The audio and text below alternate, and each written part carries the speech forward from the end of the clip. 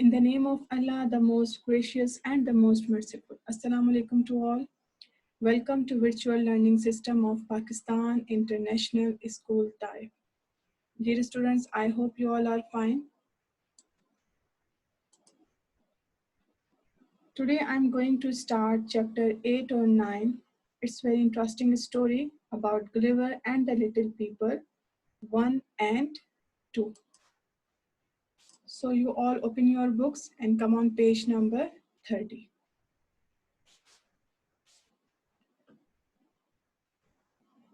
Dear students, you must be read chapter 8 or 9 under the supervision of your parents. And now here I share the story about Gulliver and the Little People 1 and 2. So let's watch this story. After we will do exercises.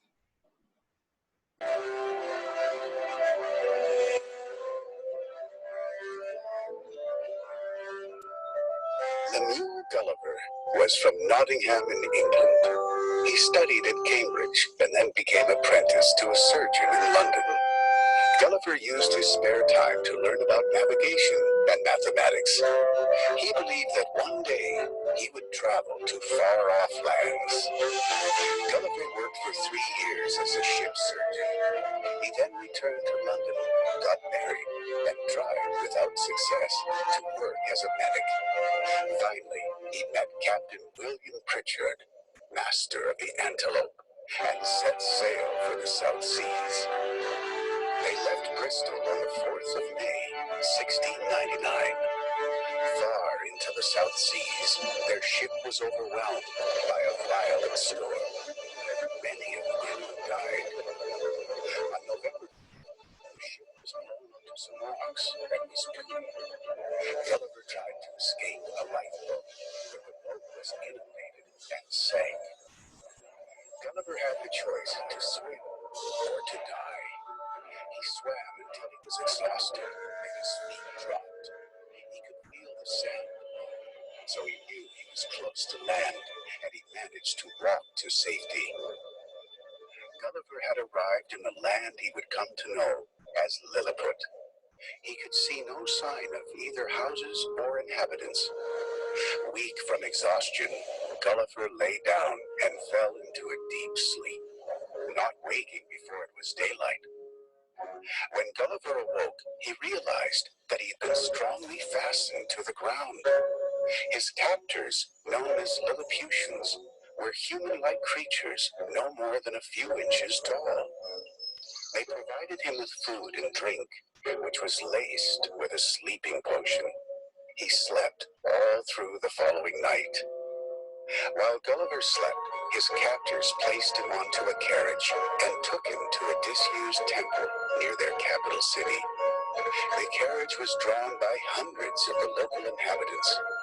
At the disused temple, Gulliver was inspected by the emperor and his senior officers.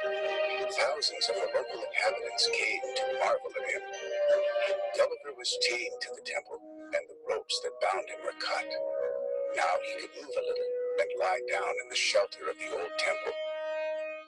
Gulliver entertained the court in many ways and gradually gained the confidence of the emperor. On one occasion, he stood like a colossus while the emperor's armies marched through his legs, drums beating and colors flying. Gulliver was finally granted his liberty and had his chains removed permanently. He was given a daily allowance of meat and drink sufficient to support 1,724 Lilliputians. Every village in the kingdom helped to supply the sustenance that Gulliver needed. The emperor allowed Gulliver to visit the capital city of Milbendo. Gulliver took great care not to damage any of the people or the buildings.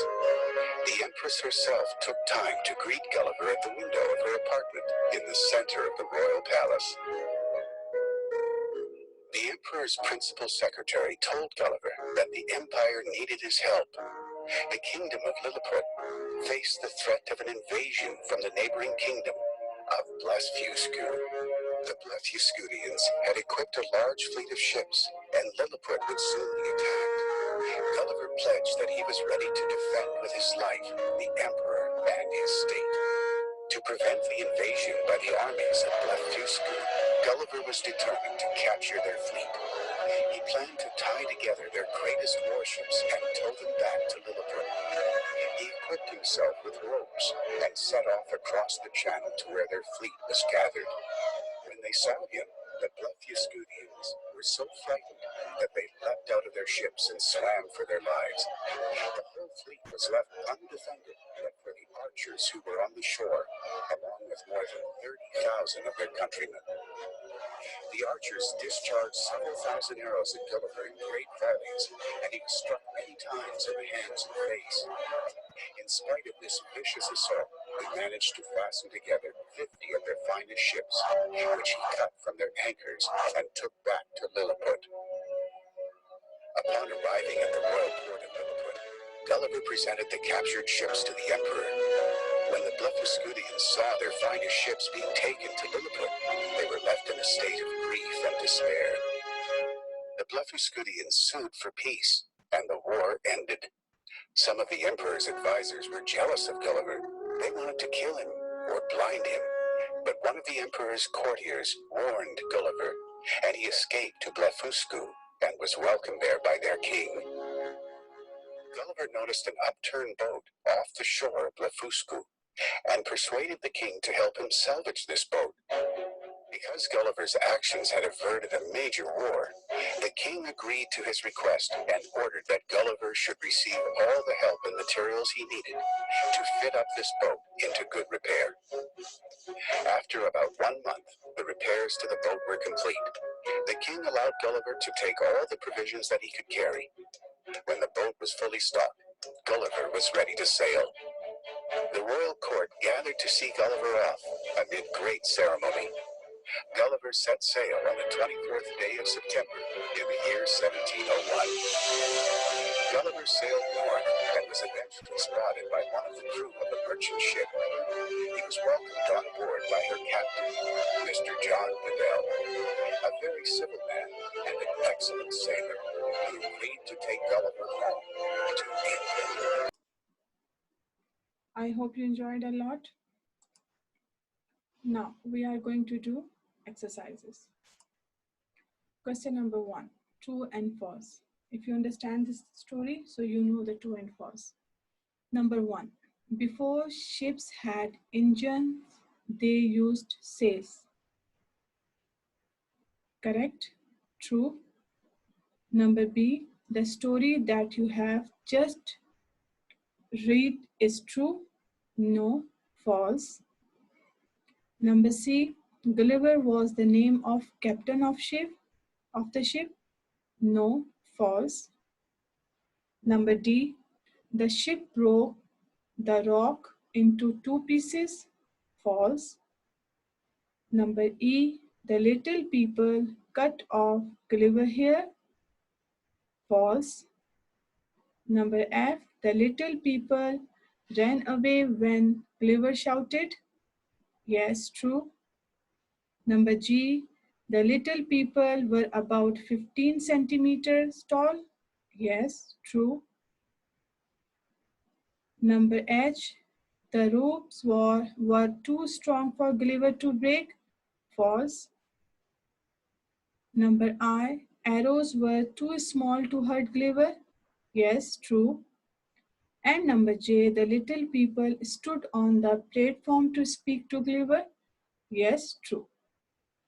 This is your question number 1. You complete on book.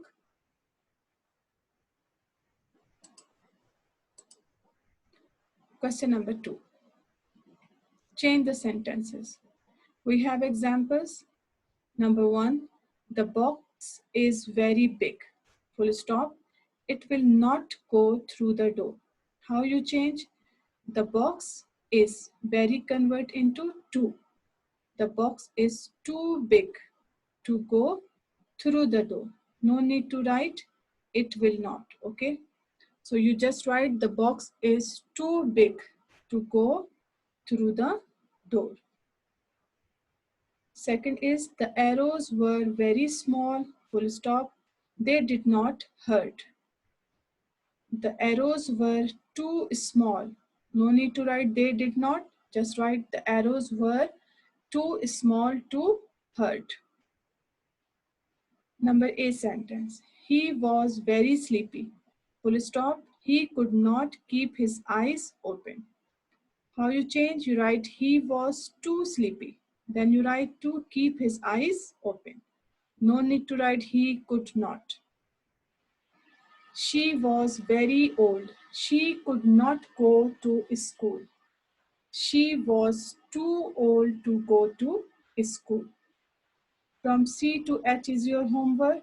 This is very easy exercise, so you complete it.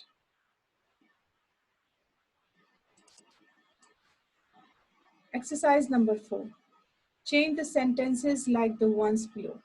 Example is, the box was very heavy.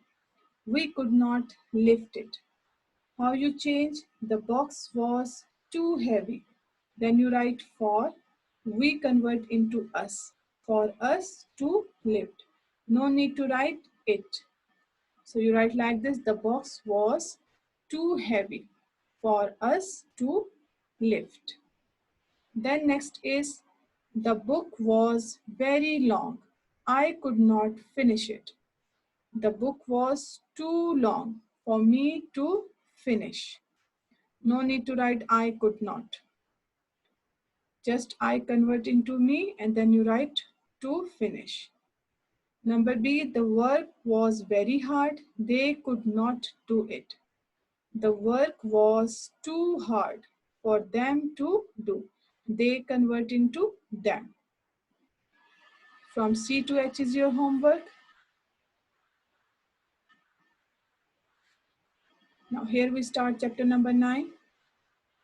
Exercise number 2. Make sentences. Example is, he is very tall, he can touch the ceiling. You change like this, he is tall enough to touch the ceiling. Number A, he is very strong, he can lift a horse. He is strong. Then you write enough. He is strong enough to lift a horse. The city was very big. It could hold 1,000,000 people. The city was big enough to hold 1,000,000 people. Here also very, you don't remove it and just write the city was big. Then you increase the word enough, insert the word enough. Then you write to hold. No need to write it could, to hold 1,000,000 people. Exercise number, sentence number C, the football was very small. It could go inside a desk. The football was small enough to go inside a desk. This exercise is also very easy. So from D to J is your homework. Question number 3. Make replies like the ones. Example is, why does not he clean the blackboard? In bracket we have the word tall. You write like this, he cannot. Then you write full stop. He is not. Then insert this word tall and write enough. He is not tall enough. Why does not she clean the window? Tall. She cannot. She is not tall enough. Number B, why don't you move the table? In bracket we have the word tall. I cannot. I am not tall enough. So sentence A or B is solved and next sentences you will complete it. Exercise number 4. Answer the questions. Where did the king live? Answer is, the king lived in a big city. Question number 2. Why was the platform very big? It was very big because it was made to carry big cleaver. It was very big because it was made to carry big cleaver. Question number 1 is, where did the king live? The king lived in a big city. Question number 2, why was the platform very big? It was very big because it was made to carry big cleaver. Question number 3. Who carried the bows and arrows and torches? The guards carried bows, arrows, and torches. Question number 4. Why was Gulliver not able to sleep in a house? Because no house was big enough for Gulliver to sleep. Again, I repeat question number 3. Who carried the bows and arrows and torches? See, the guard carried the bows, arrows, and torches. The guards carried bows, arrows, and torches. And why was Gulliver not able to sleep in a house? Because no house was big enough for Gulliver to sleep.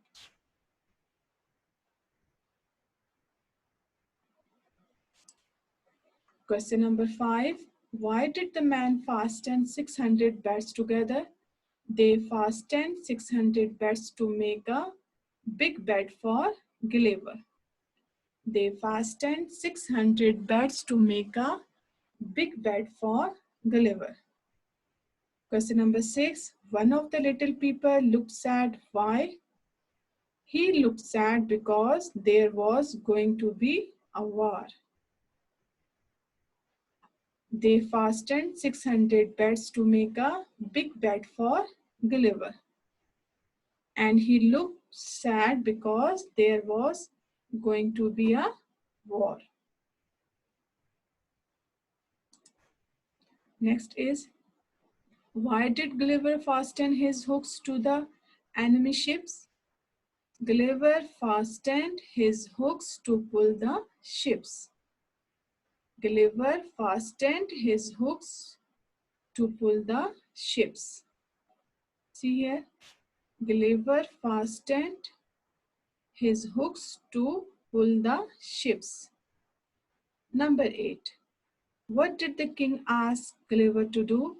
The king asked Gulliver to bring back some more enemy ships. The king asked Gulliver to bring back some more enemy ships. Why did Gulliver fasten his hooks to the enemy ships? Gulliver fastened his hooks to pull the ships. And the king asked Gulliver to bring back some more enemy ships. Next is, why did Gulliver decide to leave the land of the little people? Gulliver decided to leave their land because they wanted to kill him. Number 10, how did Gulliver get back to England? He got back to England by a big ship. He got back to England by a big ship.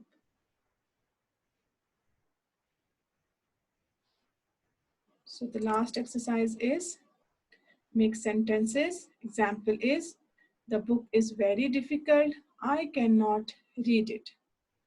You just change like this. The book is too difficult for me to read. Sentence A is, the apples are too green. We cannot eat them. The apples are too green for us to eat. Number B sentence is, the chair is too small. John cannot sit on it. The chair is too small for John to sit on. So dear student, from C to E is your homework. And you all try to complete your workbook from chapter 2 to chapter 9. I hope you understand these chapters. Inshallah, in next lecture, we will start a new chapter. Okay, dear students, best of luck. Stay home and keep healthy.